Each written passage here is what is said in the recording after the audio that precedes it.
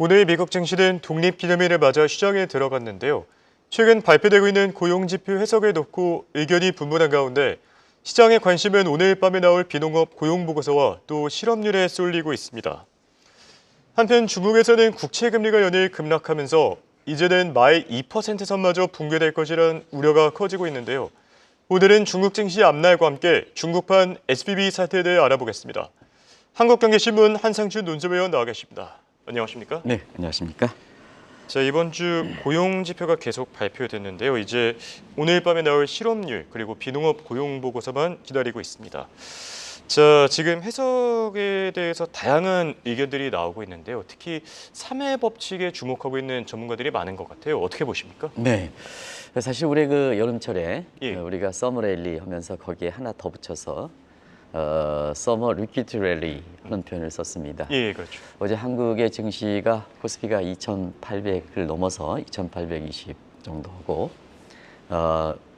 일본도 그 사상 최고치, 예, 미국도 그렇죠. 마찬가지로 하는데 유럽도 같은 경우에도 사실은 오늘 그 순회하게 이게 이렇게 대참패를 하는 건 나타났습니다. 증시는 오히려 잘 버티는 것 같아요. 예. 근데 그 외딴 섬이 유일하게 중국의 지수다. 그래서 이제 푸틴과 시진핑 간의 정상회담이 있는데도 불구하고 주가가 떨어지는 예. 이런 그 양상을 보이고 있는데요.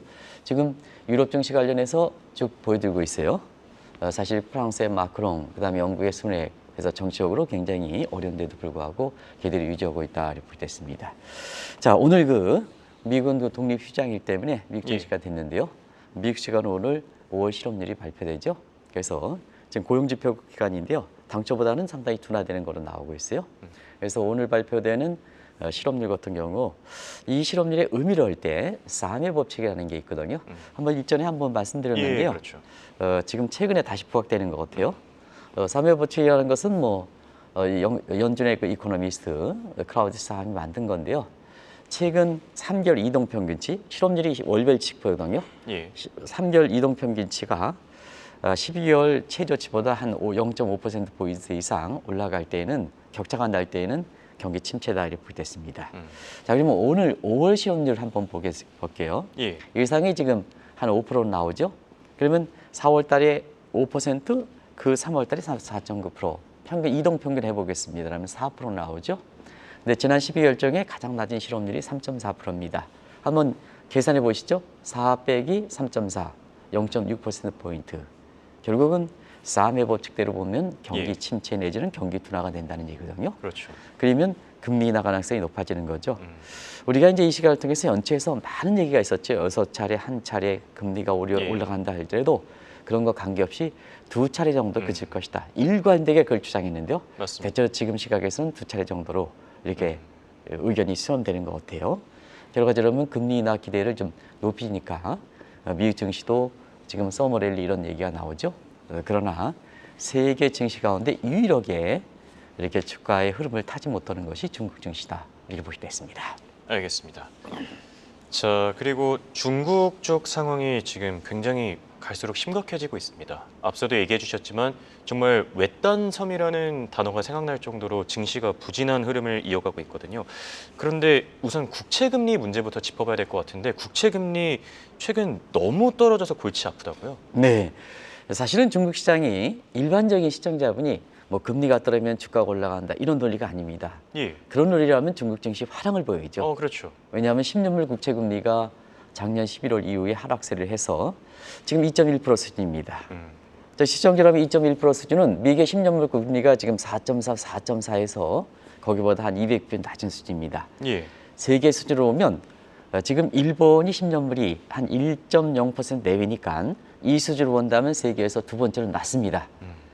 중국은 선진국이 아닙니다. 경제 발전 단계에서 보면 10년물 금리가 한 4% 이상, 최소 4% 이상 돼야 됩니다. 예. 근데 2%입니다. 근데 현 정부 입장에서는 중국 시진핑 정부의 초긴장이거든요. 마의 2%는 붕괴되느냐. 자, 그러면 이제 한번 보겠습니다. 이렇게 국채금리가 떨어지는데 왜 이렇게 주가는 안 올라가고 그 다음에 시진핑 정부 입장에서는 이렇게 초긴장일까 하는 것을 자막을 통해서 이렇게 보면 자, 일단은 금리가 떨어지면 주가가 올라간다. 이 논리가 아닙니다. 상해지수가 지금 3,000선도 붕괴돼서 2,900 한 70, 60 이렇게 떨어진 상태거든요. 중국 문제 전문가가 나와서 중국이 아주 괜찮다고 이 방송을 통해서 얘기했습니다만 그렇지는 않습니다. 3천선이 붕괴되는 모습이거든요. 예. 그래서 일반적으로 금리가 떨어지면 주가가 올라갈 것이다. 미국 증시 그렇지 않습니까? 그렇죠. 국채금리 떨어지면 나스닥 지수 올라가죠. 이런 논리에 눈여볼 현상이 좀 붕괴되는 모습이다. 아, 또 한 가지는 홍콩 증시 괜찮습니다. 예. 근데 중국 본토가 지금 어렵습니다. 그렇죠. 그래서 과거에는 홍콩 증시와 중국 증시 본토 증시가 같이 갔는데 커플링 현상이 나타나는데 지금은 디커플링 현상이 나타나거든요. 그런 과정에서 이런 그 조짐은 전형적으로 위기 직전에 금융위기 직전에 나타나는 흐름이기 때문에 예. 중국의 문제에 대해서 다시 한번 세계적으로 보면 관심이 되고 있다 이렇게 볼 수 있습니다. 방금 알려주신 내용을 조금 더 자세하게 짚어봐야 될 것 같은데요. 이 우리가 알고 있는 원래 종전의 경제 이론으로는 국채 금리가 하락하면은 주가가 상승해야 되는데 왜 중국은 여기에 해당이 안 되는 겁니까? 네, 중국 내 투자한 자금이 대부분 예. 캐리 자금의 성격을 갖고 있기 때문에 그렇습니다. 아, 그러면 캐리 자금에는 금리 차와 예. 그다음에 환차 이 문제 있지 않습니까? 그럼 그렇죠. 두 가지 각도에서 자 미국과 중국의 경제 발전 단계 미국이 높은데도 불구하고 예. 미국의 10년물 금리는 지금 4.3, 4.4입니다. 지금 중국의 국채 금리는 2.1%입니다. 계산해 보십시오. 미국이 중국보다 200bp 이상 더 높습니다. 내가 자금이 있으면 중국 사람들이라 하더라도 미국 쪽으로 갈 수밖에 없다 이렇게 그렇죠. 보시면 되겠고요. 여기에 위안화 환율이 지금 여기에 위안화 시장, 영내 시장은 고시환율이기 때문에 이것은 자금의 성격의 고시환율이기 때문에 시장 흐름을 반영하지 못합니다. 그래서 여기에 위안화 환율이 지금 7.3 위안서를 바짝 다가서고 있습니다.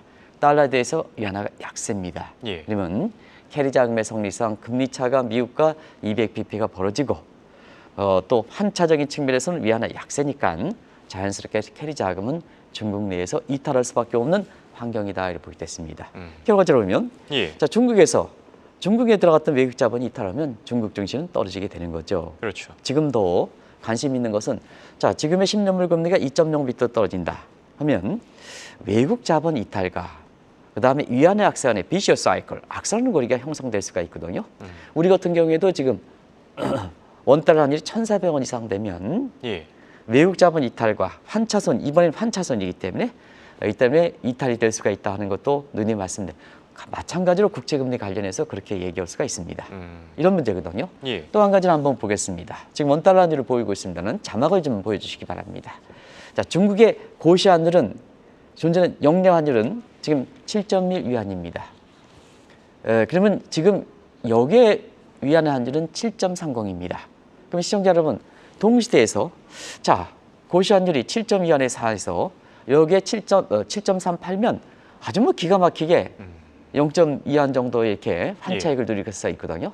이걸 좀 더 피부적으로 설명하기 위해서 김정은이가 왜 이렇게 돈을 벌까? 많은 사람은 뭐 해킹이다 뭐다 해가지고 비트코인이다 하는데 예. 자 중국 인민들의 북한의 인민들을 수탈하는 측면이 있습니다. 지금 북한의 고시환율은 1달러에 10원입니다. 북한 돈 10원입니다. 예. 장외 시장에서는 1달러에 10,000원입니다. 그러면 한번 김정은 입장에서는 이렇게 통제된 고시환율에 1달러 딱 가지고 10원 북한 돈 10원 가지고 1달러 바꾸지 않습니까? 예. 그러면 바로 평양 시내 가서 여객 시장 가서 그렇죠. 장외 시장 가서 1달러 가지고 10,000원에 팔지 않습니까? 이게 아비트레이지 거래거든요. 그러다 보니까 똑같은 각도에서 중국 내에서 영내에서 7.1 위안에 사서 밖으로 가면 여기로 이탈해서 밖으로 가면 7.3 위안을 받는다는 예. 거거든요. 그럼 자금 이탈과 맞물려 있지 않습니까? 그렇죠. 그래서 외국인 자금이 이 두 가지 요인을 해서 캐리 자금의 섞어가 아비트레이지 거래 때문에 결과적으로 보면 중국 내 자금 이탈해서 전 세계 서머랠리가 형성된 데 불구하고 중국 시가 떨어지는 모습이다 이렇게 보시면 되겠습니다. 네. 설명을 들으니까 확실히 이해가 간 것 같은데요. 국채 금리에 대해서 조금 더 자세히 짚어보면은 이 국채 금리가 하락하는 요인이 중국과 서방 국가들은 다르다고 합니다. 어떤 점이 다른지도 짚어주시죠. 네, 국채금리가 하락한다는 것은 예. 결과적으로 국채 가격이 높다는 거죠. 그렇죠. 수요가 있다는 얘기죠. 그런 측면에서 보겠습니다.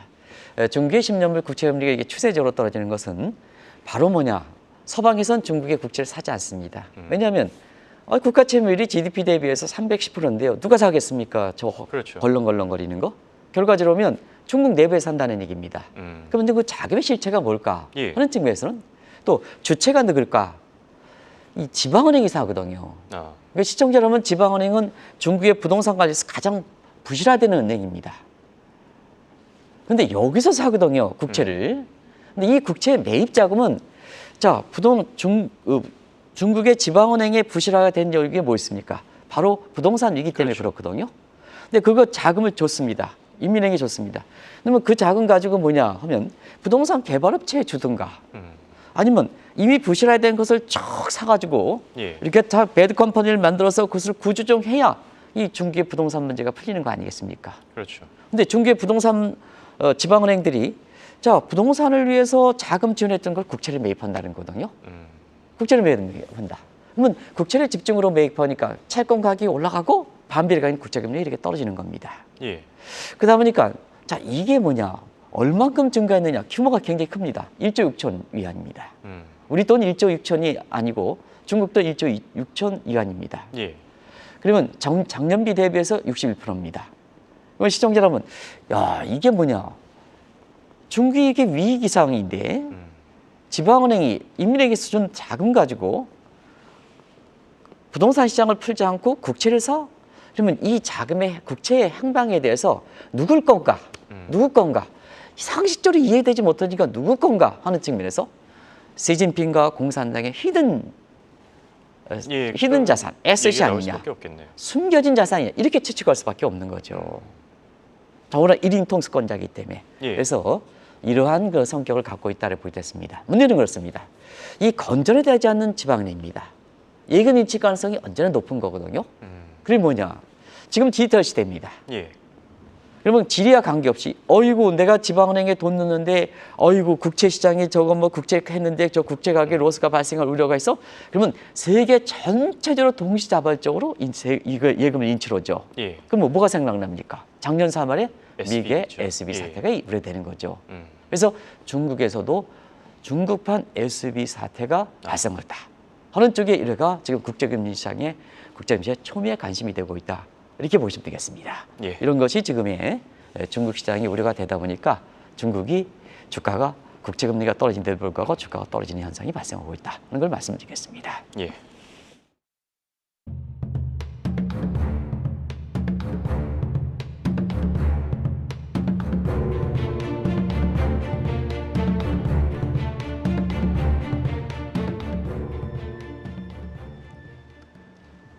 SBB 파산 사태 다들 오랜만에 들어보셨지 않았을까 생각이 드는데요.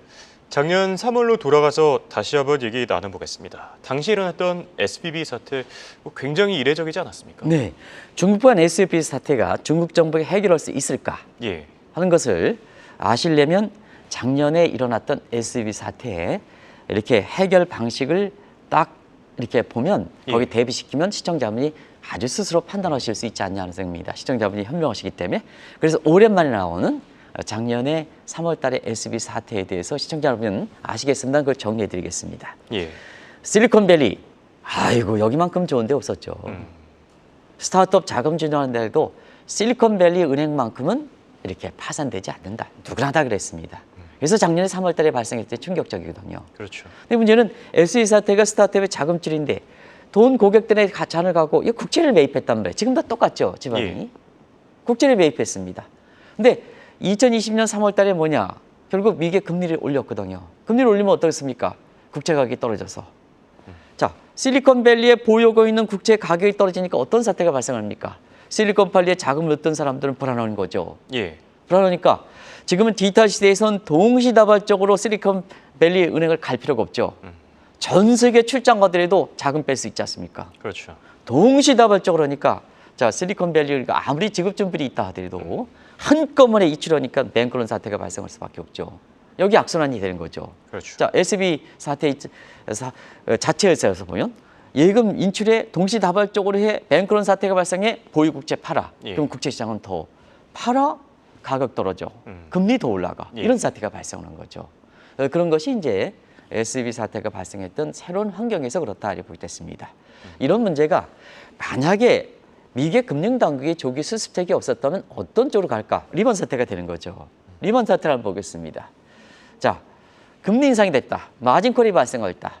그러면 뱅크런이 발생했다. 딜레버리지, 주가가 하락하죠. 예. 세계 동시다발적으로 이렇게 파산이 되는 것이 2009년의 리먼 사태였었죠. 그런 경험을 바탕으로 해서 나중에 설명드리겠습니다. FDIC라든가 이런 배드 컴퍼니를 만들어서 이것을 SB를 조기에 파산시켜서 다른 데 넘겼지 않습니까? 예. 그러다 보니까 정리하는데, 자, 중국은 지방은행에 돈을 줬는데 저런 형태로 해서 부실화된 것을 좀 부동산을 사서 구조조정해서 처리하려 했는데 이걸 국채를 산다는 얘기거든요. 이해되지 않느냐거든요. 그다음에 부동산 개발업체에 자금을 줘서 풀어가야 되는데 우리가 레고 상태에서 부동산 개발업체에서는 자금을 줘서 풀어가도록 우리도 좀 그런 게 했다. 한다라고 좀 노력하는데요. 이걸 안 한다는 얘기거든요. 그러다 보니까 이런 미국의 사태에 비해서는 상당히 이해가 되지 않을까. 예. 더더구나 그 국채가 시진핑의 숨겨진 자산이다. 그 다음에 공산당의 자산이다 하면 이게 중국판 SB 사태가 발생한다 하더라도 시진핑이 나서겠느냐? 자기 자산인데 나서겠느냐? 이런 식의 의심을 받는 거죠. 그렇죠. 이게 지금 심각성을 더해주는 거다 하는 걸 말씀드리겠습니다. 알겠습니다. 그리고 SBB 사태 얘기를 하다 보니까 기억이 나는 게 당시에 구성의 오류라는 지적이 있었거든요.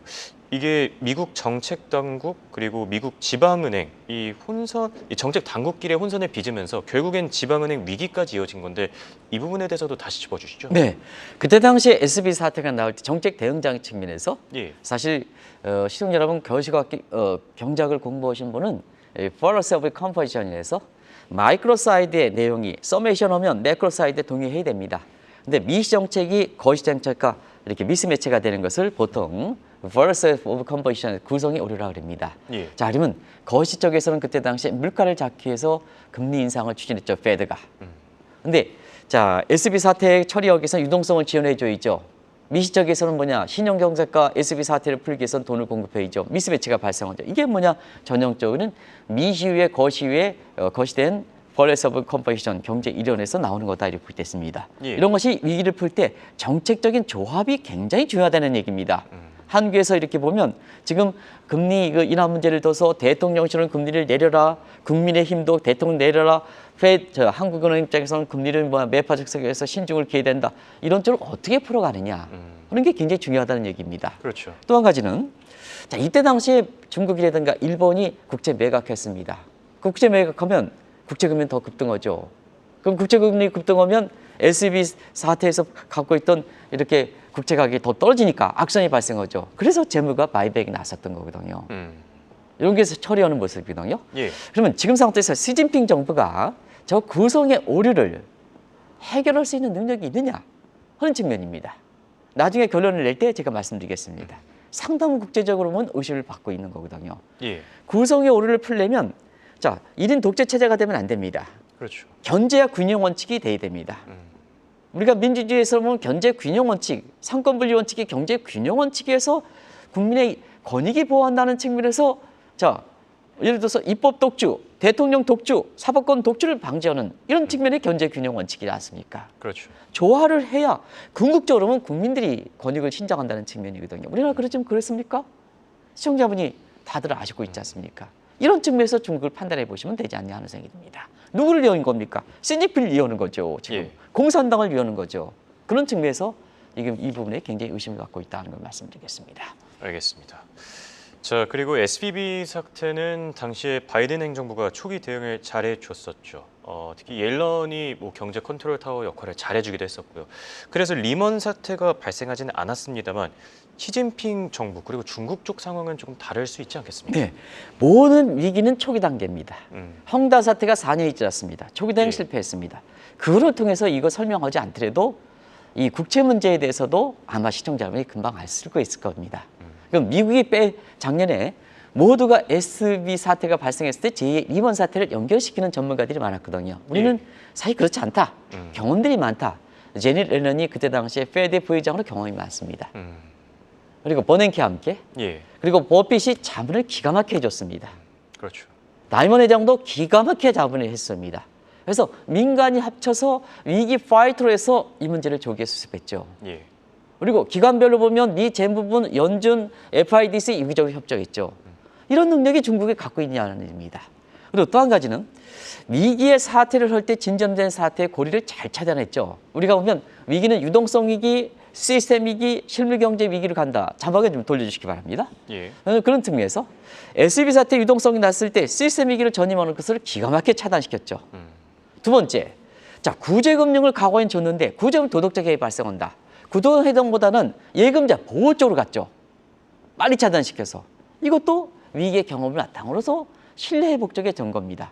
돈은 신뢰만 하면 돌아가거든요. 예. 돌아가거든요. 구제금융하면 그래 내가 빚을 줬는데 정부에서 빚을 다 갚아? 그러면 홍영권은 뭐냐? 남한테 빚을 벌었으면 그건 뭐냐? 밤새도록 3일 동안 밤잠 자지 않고 이자를 갚아야 되는데요. 그게 이제 뭐 이렇게 성경책에 예. 나오는 건데요. 이거 갚겠습니까? 정부에서 다 갚아준다는데. 그렇죠. 이게 구제금융의 악순환이거든요. 그러다 보니까 이 앨런이라든가 하는 사람은 예금자 보호 쪽으로 가거든요. 예. 또 한 가지는 뭐 철저하게 자 SB 사태를 발생하는 것은 철저히 파산시켜 없애버려. 도덕적 해엄벌. 예. 그리고 자기 책임 원칙을 강조했죠. 그러면 시청자 여러분, 시진핑 정부는 여기에 대응 능력이 있을까? 제 국제사회에서 보면 굉장히 사태가 심각하게 될 것이다 하는 것도 이 대목이다 하는 걸 말씀드리겠습니다. 알겠습니다. 결론을 맺어보겠습니다. SBB 사태, 중국판에 대해서 얘기 나눠봤는데요. 한국이 가장 위험하다는 얘기가 있습니다. 실제로 발생할 경우에 한국이 위험하다는 얘기인데 이런 시각은 왜 나오는 겁니까? 네, 한국도 디지털이 상당히 앞서갔죠. 마치 유행처럼 앞서갔죠. 디지털이 앞서가면 금융 환경이 바뀐다는 얘기입니다. 만약에 A라는 증권사, A라는 그 은행이 어렵다 이렇게 보면 예금자들이 자기의 재산에 대해서 이렇게 어려움을 느끼면 지금은 과거에는 은행에 찾아가는 게 그게 안전벨 역할을 했던 겁니다. 시간을 벌어주지 않습니까? 근데 지금은 디지털로 만들면 SB 사태와 마찬가지로 전 세계에 내가 출장 갔을 때 독일이라든가 영국에서 뽑을 수 있다는 얘기입니다. 예. 그만큼 뭐냐 디지털이 발생하면 유행처리 되면 책임 문제, 위기 방지 차원에서 거기에 따라서 감독이라든가 이런 것도 같이 선전해줘야 되거든요. 근데 한국 같은 경우는 디지털 쪽을 너무 강조해가지고 증권사라든가 모두가 디지털 하는데 거기서 감독이라든가 선전해야 되지 않는 것이 문제가 있다 하는 걸 말씀드리겠습니다. 예. 그 세부적인 내용은 오늘 많이 준비를 했는데요. 여기서 시간이 관계상 줄이겠습니다. 그래서 뭐냐 한국도 중국판 SB 사태 이런 문제가 발생하는 측면에서 자 너무 유행처럼 가지 말고 예금자를 보고고 고객들을 보고 그다음에 한국의 위기상이라든가 이걸 뉴노멀 한계에서 이런 감독의 선진화 그다음에 각종 규범이라든가 하는 걸 좀 재정비하는 이런 쪽의 모습에 우리의 시사점을 던져줘야 되지 않겠느냐. 작년에도 이 문제를 강조했습니다는 예. 인접인 중국에서 이 문제가 지금 우려가 되는 사항입니다. 그런 측면에서 우리가 너무 지금 보십시오. 무슨 증권사 무슨 지금 해외 글로벌 자산 해외 투자는 좀 펑펑 깨지는데 거기에 인공지능 뭐로 간다 이렇게 하면 이게 되겠느냐 이겁니다. 과거에 디지털이 될 때 부동산 해외 투자 투자했는데 지금 50% 60% 70% 깨지지 않습니까? 그렇죠. 인공지능에게 또 인공지능 간다 해서 차기 돌파를 차지하는데 고객의 보호는 어떻게 할 것이냐 하는 문제입니다. 왜 그러는데 말을 넘긴 좋죠. 근데 이런 문제에 대해서 우리도 한번 사실 위기가 발생하면 늦니까 예. 지금부터 이걸 차분히 정리해야 되지 않냐 하는 생각이 듭니다. 알겠습니다. 선제적 대응이 필요한 시점이 아닌가 싶습니다. 지금까지 도움 말씀에 한국경제신문의 한상준 논설위원이었습니다. 네, 고맙습니다. 네, 고맙습니다.